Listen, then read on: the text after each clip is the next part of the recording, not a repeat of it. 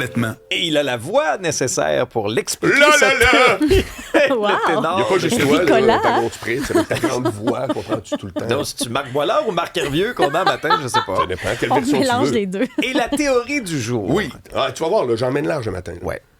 Est-ce plus important pour une embauche? Un gros CV ou la personnalité? Ah, et je vais même t'amener sur le terrain en termes d'embauche dans une date, relation, etc. Ah, OK, Oui, OK, on va faire OK. le tour de tout ça. Parfait.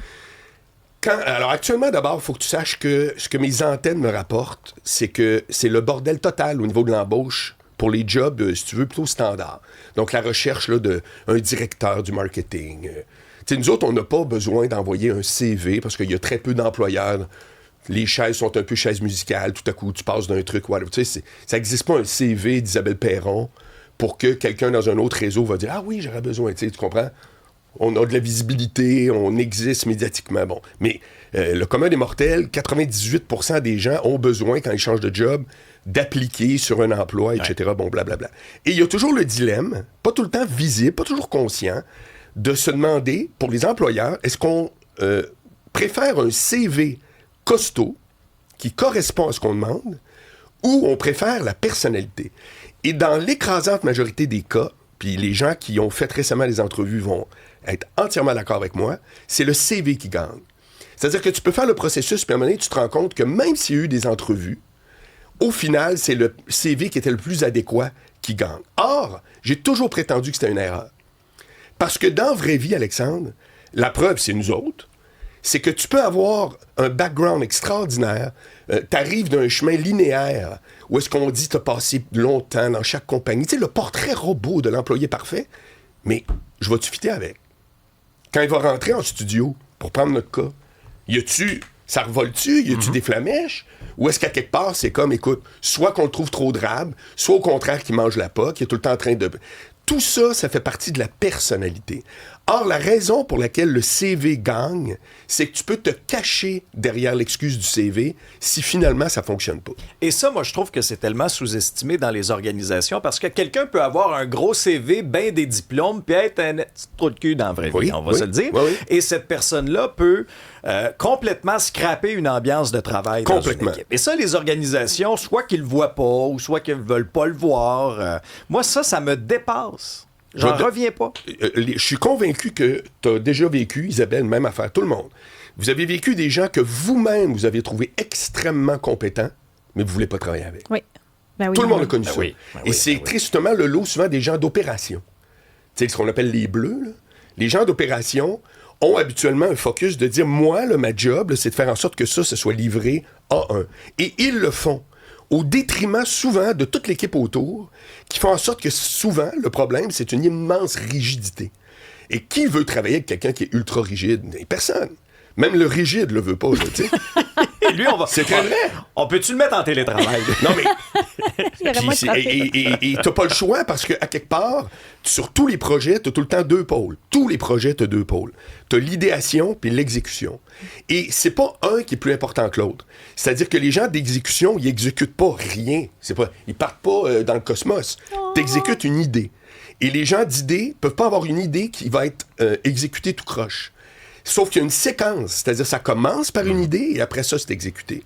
Je me souviens d'avoir lu dans un livre qui s'appelait, c'était Cossette, l'agence de pub, qui disait une phrase très vraie, une idée mal exécutée devient une mauvaise idée.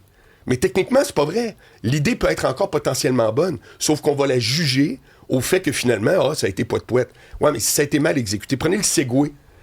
Segway, vous savez, c'est quoi, l'affaire là, qui bien roule sûr. tout seul avec deux roues? Ouais. C'était supposé révolutionner les déplacements, là, que Pas- tout le monde allait avoir ça. Pas tant, finalement. Ben, c'est quoi, à part des gardiens de centre d'achat qui se Ça promènent fait avec des ça? bons films d'humour. ça. Oui, Ouais. exact. Mais l'idée était écœurante, l'exécution est formidable, mais au final, c'est pas vrai qu'on en avait besoin. Mais pour revenir à ton CV, là, moi, je trouve aussi qu'il y en a beaucoup qui en beurre épais, aux limites qui mentent.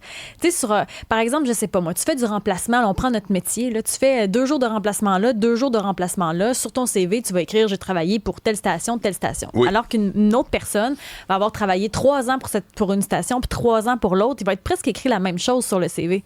Des fois, tu vas t'emballer vite sur quelque chose que tu vois qui vaut peut-être pas grand-chose dans le fond. Ça, c'est de un. Et deuxièmement, je le répète, le CV comme tel, c'est pas garant de qu'est-ce qui va se passer avec les gens avec qui tu vas travailler. Puis ça, c'est complètement négligé parce que tu peux, encore une fois, dire « Oui, mais regarde le CV de la personne que j'ai engagée. » Donc, je pouvais pas me tromper. Oui, tu t'es trompé. Tu t'es trompé, entre autres, parce qu'il n'y a pas eu l'examen de voir est-ce que ça fit au niveau du relationnel. Puis il était-tu compétent? T'as bien beau avoir travaillé partout, là. Mais t'étais peut-être pas bon. Ben, ça se peut.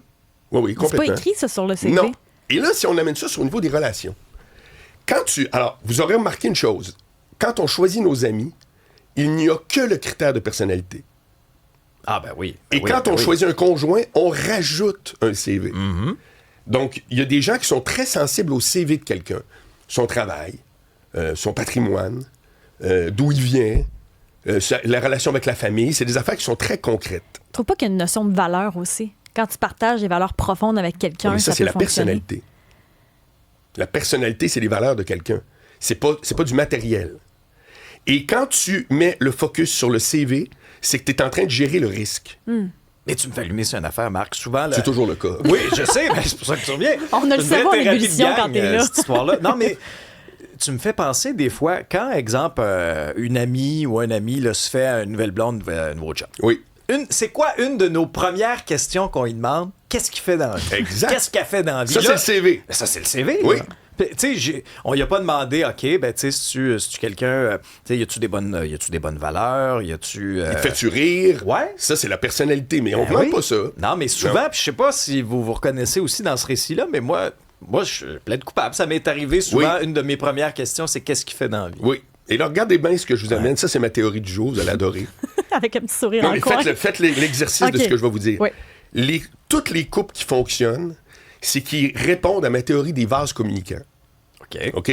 Dans la vie, on a tous besoin de sécurité et d'aventure. Tout le monde, à des proportions différentes.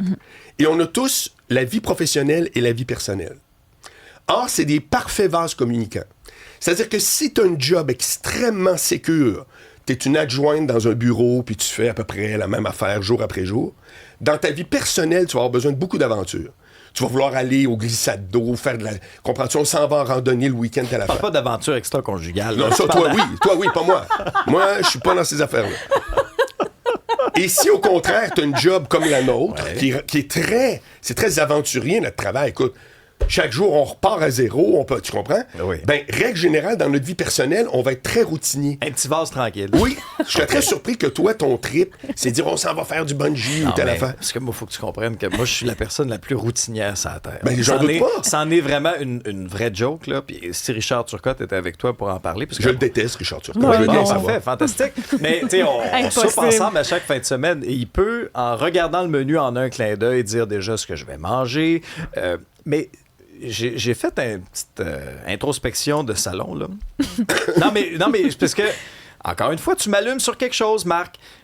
Nous, là, c'est une feuille blanche à chaque jour, ou presque. Là. On sait pas, c'est du direct, on sait pas ce qui va arriver. On sait pas ce qui peut arriver, je sais pas ce que tu vas dire dans 30 secondes. Est-ce qu'il va y avoir une nouvelle de dernière heure qui va chambouler le reste de l'émission? J'en ai aucune espèce d'idée. Absolument. Absolument. Même Justin est d'accord avec moi.